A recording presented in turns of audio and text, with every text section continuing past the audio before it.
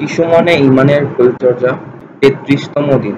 গৃহের সাথে সম্পর্কিত বেশ কিছু নিয়ম-কানুন রয়েছে যেগুলো মুসলিমদের জেনে নেওয়া উচিত। তার মধ্যে রয়েছে ঘরের গোপনীয়তা অর্থাৎ প্রাইভেসি রক্ষা করা, প্রবেশের পূর্বে অনুমতি নেওয়া অর্থাৎ নক করা, অন্যের ঘরে উঁকি না মারা এবং পিতামাতার শয়নকক্ষে দিনের নির্দিষ্ট সময়ে শিশুদেরকে প্রবেশ না করানো।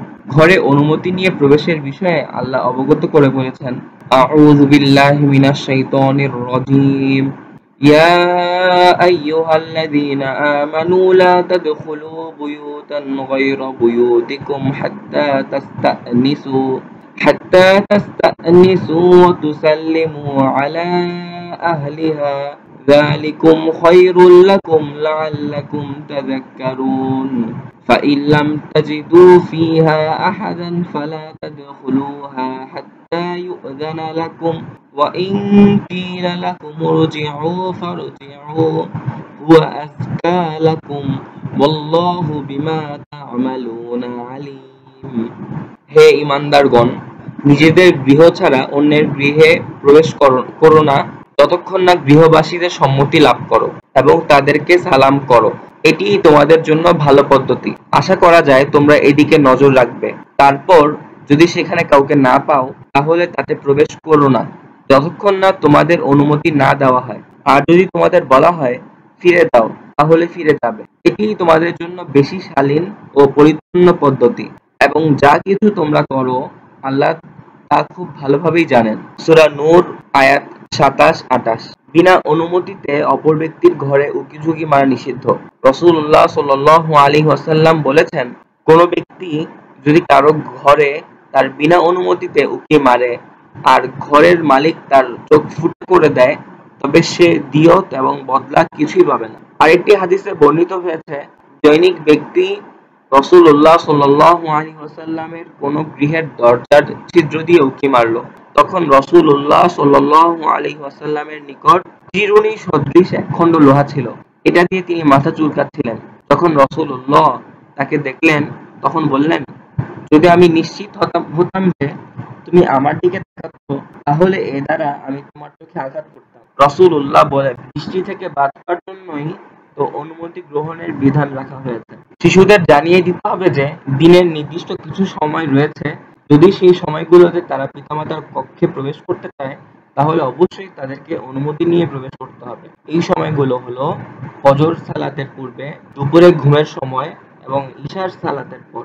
আল্লাহ বলেছেন, ইয়া আইয়ুহাল্লাযীনা আমানু লিয়াস্তাযিনুকুমুল্লাযীনা মালাকাত আইমানুকুম ওয়াল্লাযীনা লাম ইয়াবলুগুল হুলুমা মিনকুম সালাসা মাররাত মিন ক্বাবলি সালাতিল ফাজরি ওয়া হিনা তাযাউনা সিয়াবাকুম মিনাজ যাহিরাতি ওয়া মিন বা'দি সালাতিল ইশা সালাসু আওরাতিল লাকুম লাইসা আলাইকুম ওয়ালা আলাইহিম জুনাহুন বা'দাহুন তাওয়াফুনা আলাইকুম বা'দুকুম আলা বা'দ কাযালিকা ইউবাইয়িনুল্লাহু লাকুমুল আয়াত ওয়াল্লাহু আলীমুন হাকীম।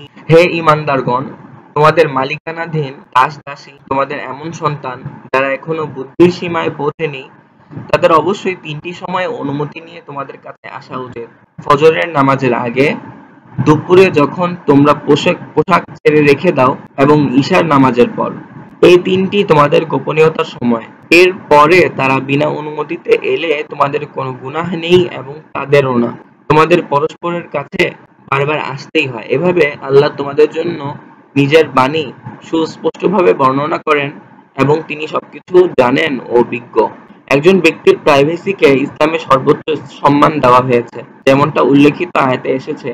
এই বিষয়টি সংরক্ষণের ব্যবস্থা বাড়িতে থাকতে হবে। আরেকটি লক্ষণীয় বিষয় হলো, বাড়িতে মেহমান এলে নারী পুরুষরা পৃথকভাবে বসবে। নারী পুরুষের একত্রে মেলামেশা করা যাবে না। এর মাধ্যমে ফিতনা তৈরি হয়, অস্বস্তিকর বিব্রতকর পরিস্থিতি সৃষ্টি হওয়ার আশঙ্কা থাকে।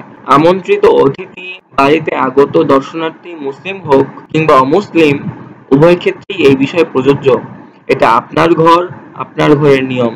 কাজেই যারা আপনার বাড়িতে আসছে তাদেরকে সেই নিয়মের প্রতি শ্রদ্ধাশীল থাকতে হবে। নেককার ও জ্ঞানী ব্যক্তিদের বাড়িতে নিমন্ত্রণ জানানো।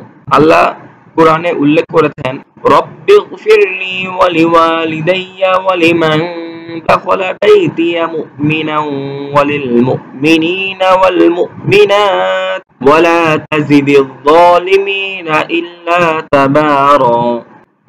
হে আমার রব, আমাকে, আমার পিতামাতাকে, যারা মুমিন হিসেবে আমার ঘরে প্রবেশ করেছে তাদেরকে এবং সব মুমিন নারী পুরুষকে ক্ষমা করে দাও।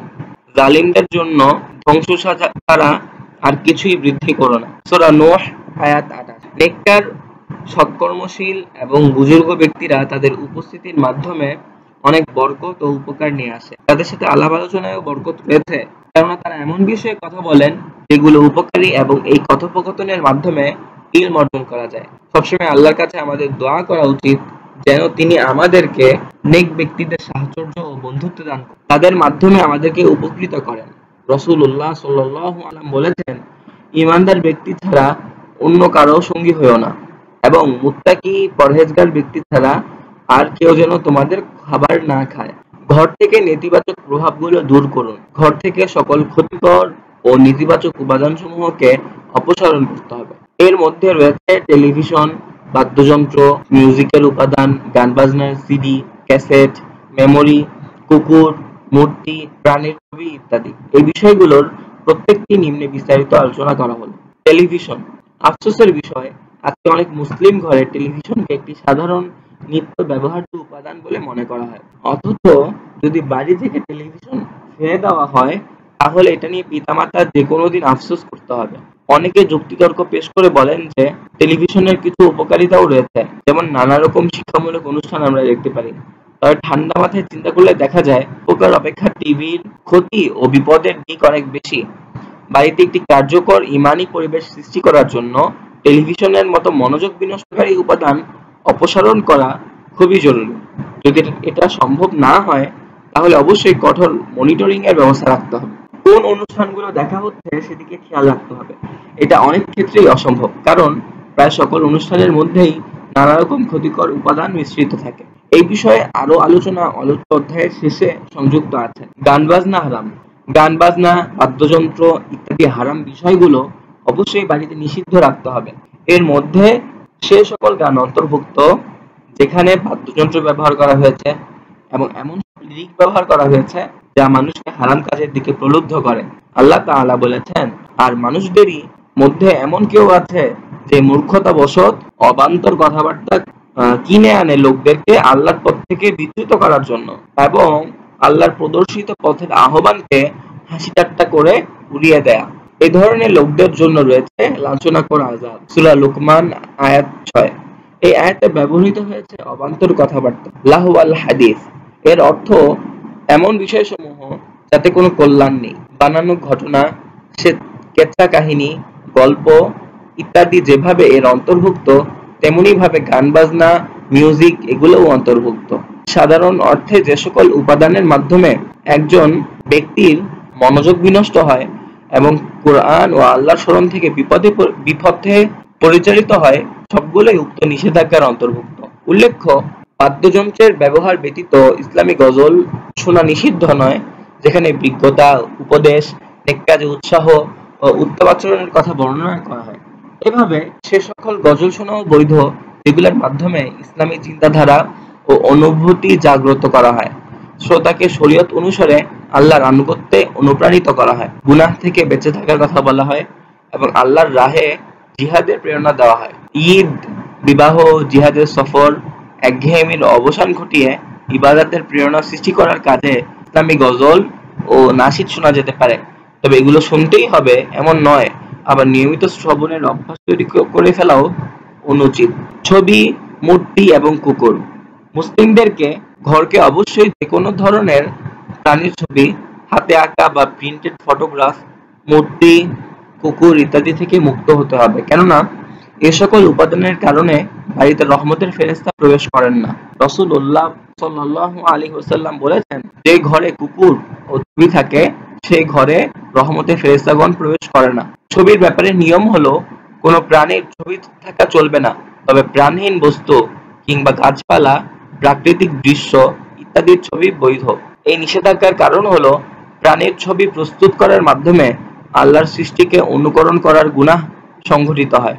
রাসূলুল্লাহ সাল্লাল্লাহু আলাইহি ওয়াসাল্লাম বলেছেন, বিচার দিবসে ছবি প্রস্তুতকারীকে শাস্তি প্রদান করা হবে।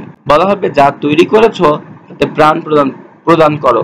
তিনি আরো বলেছেন, যারা আল্লাহর সৃষ্টিকে নকল করার চেষ্টা করে বিচার দিবসে তাদেরকে সবচেয়ে কঠিন শাস্তি প্রদান করা হবে। প্রাণীর ছবি প্রস্তুত করা যেমন হারাম, সেগুলো ব্যবহার করা, বিক্রয় করা, প্রদর্শন করাও হারাম। প্রিন্ট করা ছবির ক্ষেত্রে একই নিয়ম প্রযোজ্য। ঘরের ভেতরে কুকুর রাখা নিষিদ্ধ, কারণ তারা অপবিত্র।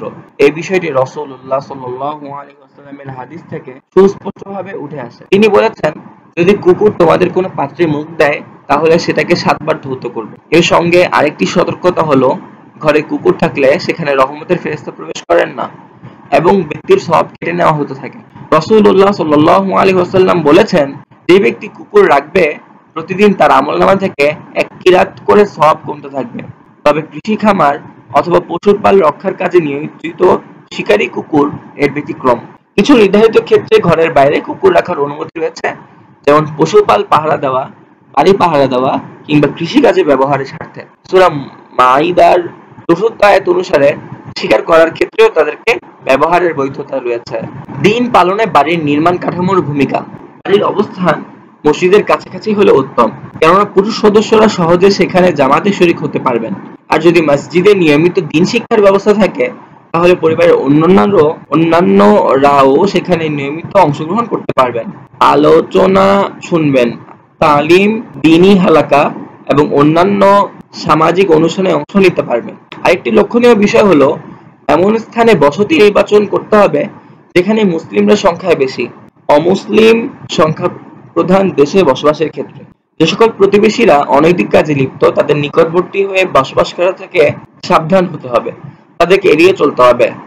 কোনো ফ্ল্যাট, অ্যাপার্টমেন্ট বা বাড়ির লোকেশন এমনভাবে নির্বাচন করতে হবে যেন নিজেদের প্রাইভেসি রক্ষা করা যায়। নারী পুরুষের জন্য পৃথক বসার ঘরের ব্যবস্থা থাকে। বাড়িতে টয়লেটের অবস্থান সম্পর্কে উলামায়ে কেরাম বলেছেন যেন সেটা কিবলামুখী না হয়। তবে অনেকে বলেছেন যদি উন্মুক্ত স্থানে না হয় অথবা কোনো ভবনের অভ্যন্তরে বা দেওয়াল দেওয়া স্থান হয় তবে কিবলামুখী হয়েও অনুমতি আছে। তবে সর্বোত্তম হলো যেন সেটা কিবলামুখী না হয়। স্বাস্থ্যগত দিক বিবেচনায় বাড়িতে পর্যাপ্ত আলো বাতাসের ব্যবস্থা থাকতে হবে। বাড়িতে টেলিভিশন রাখা সম্পর্কে কিছু জরুরি কথা। গবেষণায় দেখা গেছে যেসব শিশুরা গড়ে দৈনিক ৩ থেকে ৪ ঘন্টা টেলিভিশন দেখে তারা ৬৫ বছর বাঁচলে তার মধ্যে ৯ বছর কাটিয়ে দেয় টিভি বাক্সের সামনে বসে থেকে। এই পরিসংখ্যানের মাধ্যমে আমরা বুঝতে পারি শিশুরা জীবনের অত্যন্ত গুরুত্বপূর্ণ একটি অংশ কাটিয়ে দেয় কেবল একটি বাক্সের সামনে। ফলে বাস্তব জীবনের ঘটনার চেয়ে কল্পনার জগতের ঘটনার প্রতি তারা অধিক সংযুক্ত হয়ে যায়। এর ক্ষতিকর বাস্তবতা ও প্রায়োগিক দিক বুঝতে পারলে আপনি আতঙ্কিত হতে বাধ্য হবেন। শিশুর বুদ্ধিবৃত্তিক, মানসিক এবং সামাজিক দক্ষতা বিকাশের পথে টেলিভিশন একটি ক্ষতিকর প্রভাব সৃষ্টি করে। আরো আশঙ্কার ব্যাপার হলো টেলিভিশনের কারণে শিশুদের ফিতরাত, জন্মগত বিশুদ্ধ প্রকৃতি বিনষ্ট হতে থাকে। অধিকাংশ ক্ষেত্রেই সেই বিশুদ্ধতা আর কখনো পুনরুদ্ধার করা যায় না।